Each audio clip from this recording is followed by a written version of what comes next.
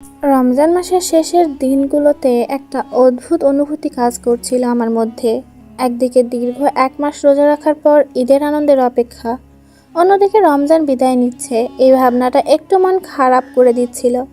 তবে ঈদের আনন্দই যে বড় সেটা অনুভব করতে বেশি সময় লাগলো না। রমজানের শেষ সপ্তাহে আম্মু আর আমি ঈদের জন্য প্রস্তুতি শুরু করলাম।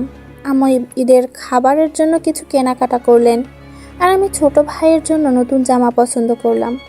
নিজের জন্য আগে একটা সুন্দর শাড়ি কিনে রেখেছিলাম। আমাদের বাড়িতে ঈদের আগে একটা বিশেষ আয়োজন থাকে, সবার জন্য সেমাই, পোলাও, মাংস আর মিষ্টির রান্না। আম্মু বলেন ঈদের খাবার শুধু পরিবারের জন্য নয়, আশেপাশের গরিবদের মাঝে বিতরণ করতে হয়। তাই রান্নার সময় আমি খুশি মনে সাহায্য করলাম। রমজানের 29তম দিনের সন্ধ্যায় সবাই টিভির সামনে বসে গেলাম চাঁদের খবর শোনার জন্য। মনে হচ্ছিল অপেক্ষার যেন শেষ নেই। যখন ঘোষণা এলো যে ঈদ হবে পরদিন, তখন পুরো বাসায় আনন্দের বন্যা বয়ে গেল।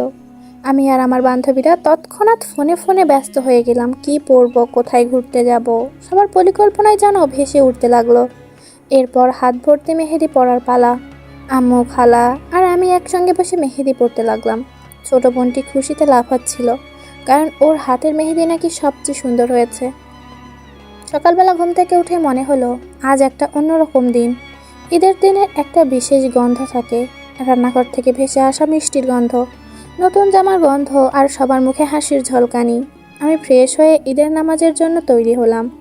আমাদের বাসার নিয়ম অনুযায়ী সবাই আগে ঈদের নামাজ পড়ে, তারপর ঈদের বিশেষ খাবার খায়। আমি নতুন শাড়ি পরে আম্মুর সঙ্গে ঈদের নামাজ পড়তে গেলাম। নামাজের পর সবাই একে অপরকে ঈদের শুভেচ্ছা জানালাম। আত্মীয়দের সঙ্গে কোলাকুলি করলাম। নামাজের পরপরই বাড়িতে আত্মীয় স্বজন আসতে শুরু করলো। খালা, ফুফুরা এলেন, কাজিনদের সঙ্গে হই হুল্লোড় শুরু হলো। আমার ছোট ভাই তার ঈদ সালামির টাকা নিয়ে মহা খুশি। আমিও কয়েকটা সালামি পেলাম, যা গোপনে জমিয়ে রাখলাম। এরপর আমরা সবাই মিলে ঈদের বিশেষ খাবার খেলাম, সেমাই, ফিরনি, বিরিয়ানি, কাবাব, কত কিছু। আম্মুর হাতের রান্না সব সময়ই সেরা।